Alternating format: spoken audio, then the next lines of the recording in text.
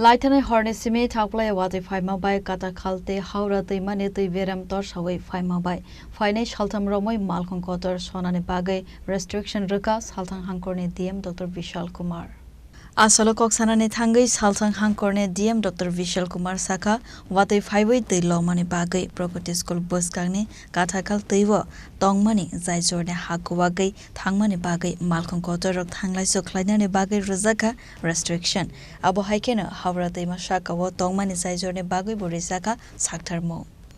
जैसे आप सभी को पता है कि कल रात से बहुत तेज बारिश हुई है, जिसकी वजह से कई जगहों पे पानी की रुकावट हो गई है और हमारा जो कटा खाल और हावड़ा रिवर है ये भी लगभग क्रिटिकल लेवल पे बह रहे हैं, परंतु स्थिति सामान्य है। अभी कटा खाल में एक जगह है Durga Chaumani to back side of Pragati school, वहाँ पे एक एम्बैंकमेंट के एरिया में थोड़ा सा भूसंकलन होने की वजह से मिट्टी हट गई है, जिसकी वजह से वहाँ पे प्रिकॉशनरी मेजर्स पे व्हीकल्स का जो मूवमेंट है वो रिस्ट्रिक्ट कर दिया गया है।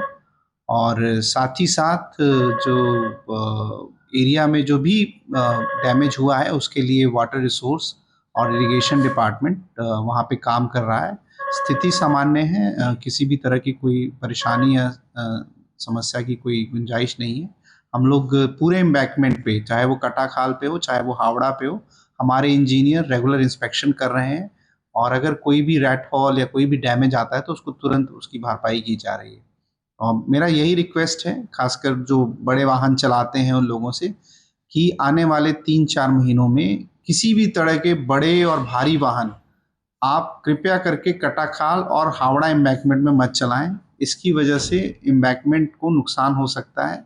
हमने कई बार ये नोटिफिकेशन भी जारी की है, कहीं-कहीं पे आयरन गर्डर्स भी लगाए हैं।